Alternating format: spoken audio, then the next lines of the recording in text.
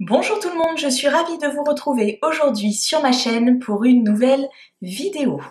Pour la vidéo d'aujourd'hui, j'ai décidé de vous faire une vidéo qui sera orientée routine, soins capillaires, parce que je vous ai évoqué à quelques reprises dans mes vidéos précédentes, dont je vous mettrai les liens juste au-dessus là de l'écran. Je vous ai évoqué donc un petit peu les produits que j'aimais bien pour les soins des cheveux, mais j'ai pas fait de vidéo ciblée. Je me suis dit qu'il était donc temps de remédier à cela. Donc pour faire un petit point sur l'état de mes cheveux, il faut savoir que j'ai les cheveux qui sont extrêmement fins, j'ai pas un volume de dingue. Ils ont tendance à être plutôt très plats d'ailleurs. J'ai eu les cheveux extrêmement beaux qu'une seule fois dans ma vie, c'était pendant ma grossesse, donc ça a duré 9 mois. Et depuis, j'ai récupéré donc la nature de mes cheveux qui est donc pas d'une simplicité absolue. J'ai donc pour objectif dans ma routine de soins capillaires de venir les hydrater, bien évidemment, les réparer parce que du fait qu'ils soient très fins, ils ont tendance à s'abîmer extrêmement facilement. Et je viens aussi essayer d'accélérer la pousse, de limiter la chute. Bref, au maximum que je peux, j'essaye de leur faire du bien. Donc, pour ce faire, je n'utilise plus que des produits bio et naturels. Je vous l'ai dit dans ma précédente vidéo concernant mes produits coup de cœur du moment, je n'utilise absolument plus de shampoing en flacon de grande surface, c'est terminé. Donc, je vais vous expliquer rapidement ce que je fais. Ce sera une vidéo qui ne sera pas forcément très longue, mais je pense que ça peut en intéresser certaines. Tous les produits et les recettes que je vais citer seront référencés comme d'habitude dans la barre d'infos. Et c'est parti. Donc, je m'occupe de faire mon shampoing 2 fois par semaine en moyenne et c'est généralement le mercredi et le dimanche. Vous allez me dire c'est super cadré. Ben écoutez, oui, j'avoue, j'ai tendance à faire ça comme ça. Je fais une fois par semaine ce que l'on appelle un bain d'huile. Pour faire le bain d'huile, j'utilise donc l'huile de coco que je vous ai déjà présentée dans ma routine de soins visage quand je vous disais que cette huile est polyvalente, c'est vraiment le cas.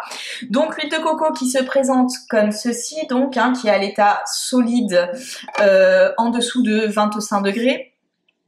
Je viens prendre un petit peu d'huile de coco entre mes mains, l'équivalent d'une noix généralement. Je viens chauffer le produit, je viens l'appliquer de à peu près un tiers en partant du sommet de ma tête jusqu'aux pointes. J'en mets bien partout sur toute la chevelure, sauf aux racines. Moi j'en mets pas forcément aux racines parce que mes cheveux ont tendance à regresser très vite à partir d'ici. Donc c'est peut-être idiot, mais j'ai tendance à ne pas mettre d'huile de coco aux racines lors des bains d'huile. Je viens appliquer mon huile donc sur mes longueurs et mes pointes. Je remonte mes cheveux et je laisse donc l'huile de coco poser sur mes cheveux entre 1 et 3 heures. Ça dépend un petit peu de ce que j'ai à faire le dimanche matin pendant que l'huile pose. Ça m'est arrivé de la laisser 3 heures sans aucun souci. Ça, par contre, je ne le fais qu'une fois par semaine pour la simple et bonne raison. D'abord, je pense que c'est absolument pas nécessaire de le faire 2 fois par semaine. Et ensuite, on va pas se mentir, j'ai pas 3 heures le mercredi avant de partir travailler pour me faire mon bain d'huile. Donc c'est vraiment mon petit moment cocooning à moi du dimanche. Donc une fois que j'ai mis mon huile de coco, qu'elle a posé donc entre 1 et 3 heures, avec les cheveux bien remontés, je passe à l'étape donc du nettoyage pur, qui est donc le shampoing. En matière de shampoing, j'utilise donc des shampoings solides. Je vous en ai parlé donc dans la vidéo précédente. Je les range dans une très jolie boîte, comme ça, hop, qui est une boîte que j'ai trouvée sur Aromazone, mais j'imagine que vous pouvez en trouver un peu partout. Donc je mets mes shampoings solides à l'intérieur. J'en utilise 2 donc. Le premier, c'est celui-ci, qui est donc fait maison. Selon une recette que vous suggère Naturellement Lila sur sa chaîne et sur son blog, donc je mettrai à nouveau les références en barre d'infos. C'est un shampoing solide qui est donc à base de poudre de shikakai. Ça, c'est vraiment l'élément majeur du shampoing solide et je vous laisserai aller voir la recette. Et en fait, la particularité, c'est qu'une fois que vous avez les ingrédients de base, vous pouvez venir l'agrémenter des huiles végétales et des huiles essentielles qui correspondent le mieux à votre type de cheveux. Donc moi, pour ma part, j'ai mis de l'huile essentielle de menthe poivrée, de l'huile végétale d'avocat, de l'huile végétale de brocoli. Voilà, pour venir vraiment accélérer la pousse de mes cheveux et pour venir gainer un petit peu mes boucles puisque mes cheveux, lorsque je ne fais pas de brushing, ils sont vraiment frisés. Donc ça, c'est le premier shampoing solide que j'utilise, qui est une merveille absolue. Je m'étendrai pas plus que ça sur le sujet, je vous en ai parlé la semaine dernière, mais il est au top. Il laisse les cheveux lisses, soyeux, il accélère considérablement la pousse, il fait vraiment des cheveux magnifiques, je le trouve absolument génial. Et le second shampoing solide que j'utilise, c'est celui-ci, hein, vous voyez, hop, il se présente sensiblement de la même façon, sauf que celui-ci c'est un shampoing que je n'ai pas fait moi, c'est un shampoing que j'ai acheté, il vient de chez Pachamamaï, c'est le shampoing Notox, et celui-ci c'est un shampoing qui va vraiment venir réguler le cuir chevelu pour enlever les effets de cuir chevelu trop sec, de cuir chevelu sensible, irrité, qui tiraille, qui gratouille, qui font des pellicules. C'est vraiment un shampoing équilibrant et je le trouve franchement génial aussi, à ceci près que je trouve qu'il fait les cheveux un peu plus secs, il a tendance à les laisser moins soyeux, donc au moment du coiffage, il est vraiment utile de venir appliquer un après-shampoing, un soin démêlant, quelque chose qui va vraiment aider au coiffage. Donc, pour le shampoing, lorsque je ne fais pas de bain d'huile, je fais un shampoing et ça suffit largement. Lorsque j'ai fait mon bain d'huile, je fais 2 shampoings pour vraiment venir enlever la totalité de l'huile qui peut rester sur mes cheveux suite au bain d'huile et pour être sûr que mes cheveux ne regraissent pas trop vite par la suite. Comment ça s'utilise un shampoing solide pour celles qui ne connaissent pas? C'est assez simple, c'est un format donc savonnette. Hein. Moi, j'humidifie mes mains, j'humidifie le shampoing solide, je viens frotter le shampoing solide un petit peu entre mes mains pour commencer à le faire mousser. Dès lors qu'il mousse, je viens essuyer l'excédent que j'ai sur mes mains, sur mes cheveux, tant qu'à faire, autant ne pas gâcher. Et ensuite, je viens frotter vraiment le shampoing solide à même mes cheveux, donc en partant généralement du bas de la base du cou ici, et puis en remontant vraiment tout partout. Et lorsque j'ai assez de mousse, assez de produit sur mes cheveux, je pose mon shampoing solide et je viens masser mon cuir chevelu et mes cheveux comme on le ferait avec un shampoing tout à fait standard. Et ensuite, bien évidemment, on vient rincer. Donc ça c'est pour la partie shampoing. Une fois que mes cheveux sont donc parfaitement lavés et nettoyés, je passe au stade de l'après-shampoing et donc pour l'après-shampoing j'ai fait une recette que j'ai trouvée dans le livre de la Slow Cosmétique. Je secoue un petit peu, hein, vous me voyez faire ça, c'est pas que je suis folle, c'est que je voulais vous montrer vraiment la texture. Donc ça se présente comme ça.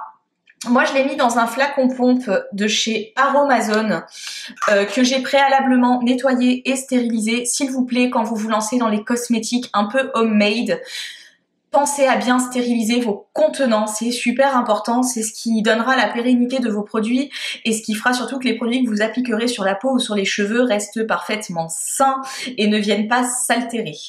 Donc celui-ci, il contient du gel d'aloe vera, il contient du lait de coco, il contient de l'huile d'avocat, de l'huile essentielle d'ylang-ylang et quelques gouttes de conservateur. Moi, dans celui-ci, j'ai mis de la vitamine E, vous pouvez choisir les conservateurs naturels de votre choix.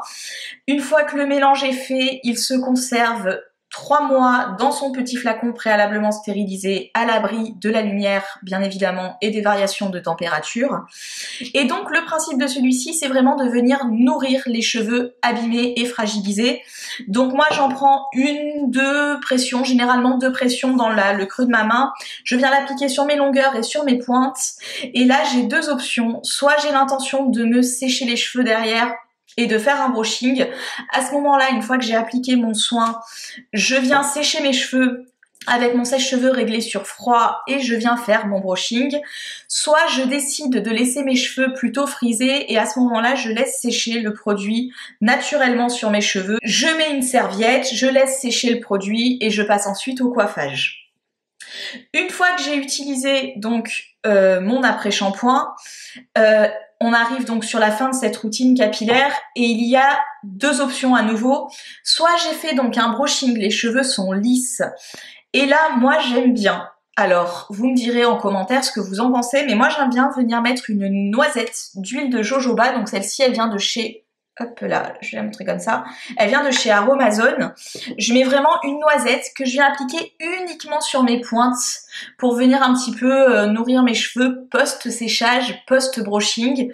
Ça ne les graisse pas particulièrement puisque l'huile de jojoba a toujours ses vertus séborégulatrices. Donc elle vient vraiment coller au plus près du sébum humain. Donc elle a des super vertus pour les cheveux et pour la peau.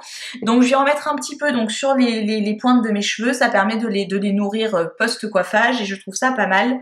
Soit j'ai décidé de laisser mes cheveux frisés et dans ce cas-là, alors ça c'est un soin un peu minute, je le fais pas forcément en avance parce que j'ai la sensation de le gaspiller. Je mets un peu d'eau de source dans un flacon spray, un petit peu d'huile essentielle de lavande. Je viens mélanger le tout, je spray sur mes cheveux et je les froisse un petit peu et là du coup ça permettra de garder les boucles bien définies sans avoir un côté crépus, un côté petit caniche qui a pris la pluie, hein, on essaye d'éviter, c'est pas ce qu'il y a de plus glamour. Donc voilà, le concept eau minérale et enfin eau de source et un petit peu d'huile essentielle de lavande, ça a un effet gainant et sur les boucles qui est plutôt pas mal du tout et qui permet d'avoir un joli coiffage naturel sans passer par la case sèche-cheveux et ou fer à lisser et ou brushing. Donc voilà pour ma routine capillaire, j'ai fait le tour. N'hésitez pas à me mettre en commentaire quelles sont vos routines capillaires à vous, ce que vous pensez des produits que j'ai présentés, si vous avez testé d'autres produits, si vous avez des choses à conseiller.